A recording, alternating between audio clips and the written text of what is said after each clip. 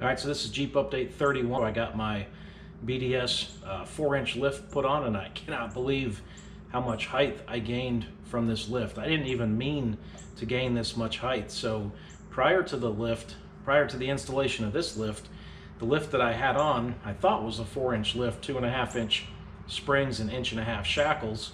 The measurements were 21.5 inches from the bottom of the bumper to the ground in the back, and 22.5 inches from the bottom of the front bumper to the ground in the front. And the measurements now are 26 inches in the rear and 26 inches in the front. So I gained 4.5 inches of lift, and I really don't understand that, because I took a 4-inch lift off, put a 5-inch lift on. I was thinking I'd gain about 1 inch of lift, and I ended up gaining 3.5 inches in the front and 4.5 inches in the rear. So while I'm happy with the lift and the way the Jeep looks, I'm not happy with the way the tires look on the Jeep now, because you just got so much wheel well here to fill in, and there's not enough tire there to fill that in. So these are 33-inch tires, so I think some 35s are in my near future. So I debated a long time about doing this lift myself, or having a shop do it. And I had a shop do it, and it was done in one day, but just, I don't know, they just don't take the time to do the little things that make the difference. So I think most of these shops these days are just used to bolt and unbolt, take off the new part from a new Jeep and bolt on the other new part with new bolts. And nothing's really hard to do with that. I'm not making light of that or saying it's easy, but it's easier than working on a CJ, where you have to sometimes, you have to adjust your strategy and you have to engineer some things. So there's 3 things that the shop did that I'm really not happy about. One, I pull out of the shop, I try to shift into second gear, and I can't get into second gear, and that's because the kit that I bought lowers your transmission and transfer case by about 1 inch, and they didn't check to make sure that I could get all gears, and my transmission cover plate is interfering now with the gear. So simple fix, right? So I take it back to them after pulling out in traffic with only first gear in a CJ. Take it back to them, they grind it down, they're like, man, you got second gear now, you should be good.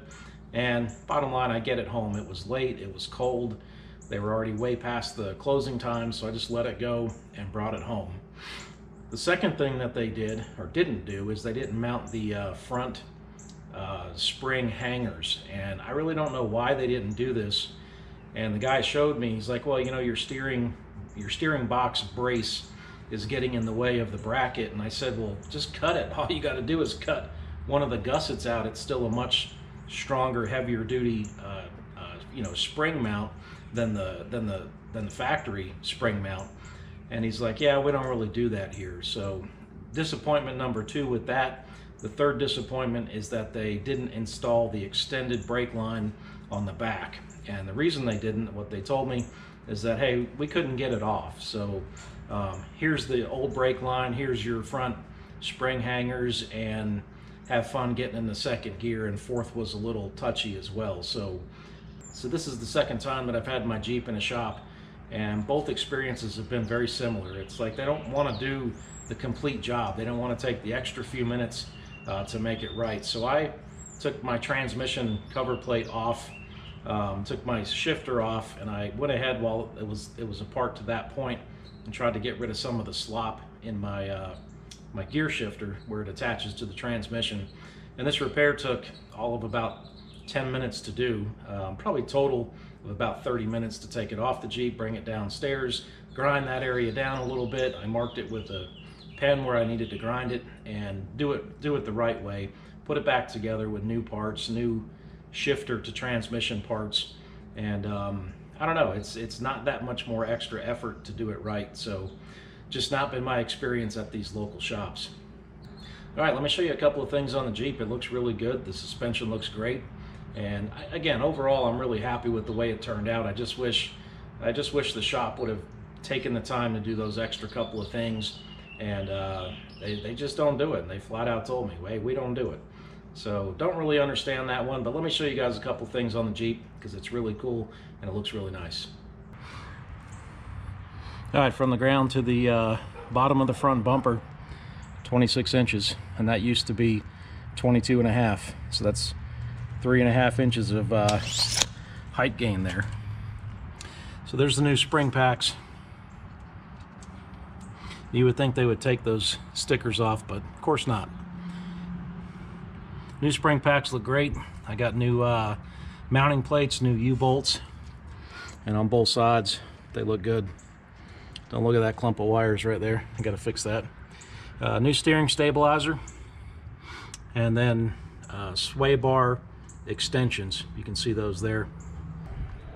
All right, over here on this side is the new shocks, and there's the new brake line. I think that looks pretty sharp.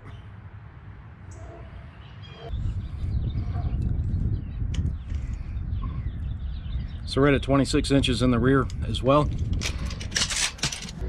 All right, so here's the back of the Jeep. Everything looks really good there. You can see where they used a wedge there to shim it out. New shocks. So if you watch all my Jeep videos, you know that I built this spare tire carrier and I moved it up with the anticipation of 35s, and that may be a reality now. So it looks like I got a good 2-3 inches of clearance there, so I should be good. So I predict that the next Jeep update will be me showing you guys the Jeep with 35s on it, because it just doesn't look right with 33s. Got way too much lift for 33-inch tires, so I've been eyeballing some 35s anyway, so I might go ahead and take that plunge. So if you like this video, like the content of the channel, hit that subscribe button, and hey, thanks for watching.